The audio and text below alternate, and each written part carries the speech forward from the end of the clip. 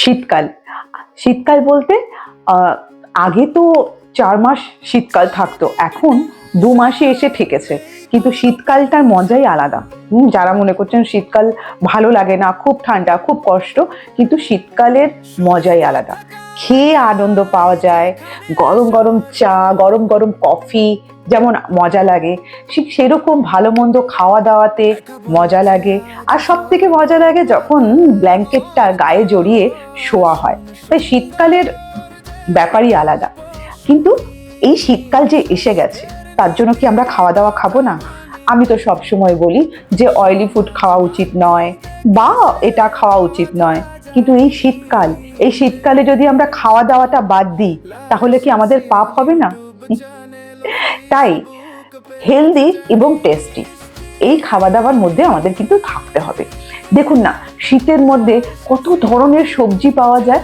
হ্যাঁ, আর এই শীতকালে যে সবুজ সবজিটা পাওয়া যায়, সেটা অবশ্যই আমাদের কোনো না কোনো ভাবে আমাদের শরীরের মধ্যে যাওয়া উচিত।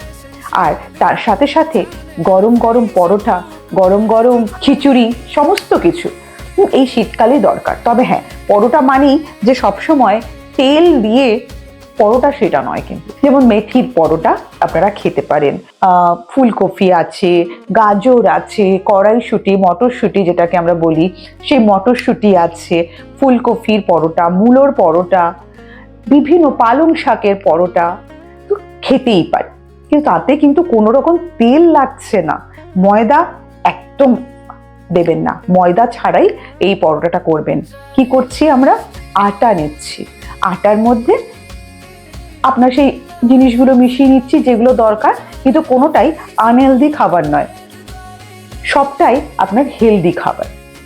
যার মধ্যে আপনি একটু ঘি একটু নিতে পারেন। তারপরে যখন আপনি পরোটাটা ভাজছেন, তখনও কিন্তু আপনাকে হালকা ঘি দিয়ে ভেজে নিতে হবে, যার মধ্যে থাকবে ভরপুর সবজির পুষ্টিগুণ। তার সাথে এখন ধনেপাতা, চারিদিকে প্রচুর ধনেপাতা, ধনেপাতার চাটনি বানিয়ে রাখুন বেশি করে। ভিটামিন সি তার মধ্যে ভরে আছে, কোনো তেল মশলা কিচ্ছু নেই, পুরোটাই হেলদি আর পুরোটাই ভিটামিন সি। এই ধনেপাতার মধ্যে, চাটনির মধ্যে আপনারা আমলকি দিয়ে দিতে পারেন ভাপিয়ে। আমলকিটাকে যখন আমরা ভাপাচ্ছি, মানে জলের মধ্যে ফোটাচ্ছি না, সেদ্ধ করছি না, তাহলে তো জলের মধ্যেই পুষ্টিগুণটা চলে গেল। আমলকির মধ্যে পুষ্টিটা থাকবে যখন আমলকিটার মধ্যেই আমরা সেটাকে পিঠের মতন ভাপিয়ে আমলকিটাকে সেদ্ধ করে নেব। সেই কাঁচা আমলকি, মানে সেই ভাপানো আমলকিটাকে নিয়ে আমরা ধনেপাতার মধ্যে দিতে পারি। পুদিনা পাতা যারা পছন্দ করেন, এর মধ্যে পুদিনা পাতা দিতে পারেন।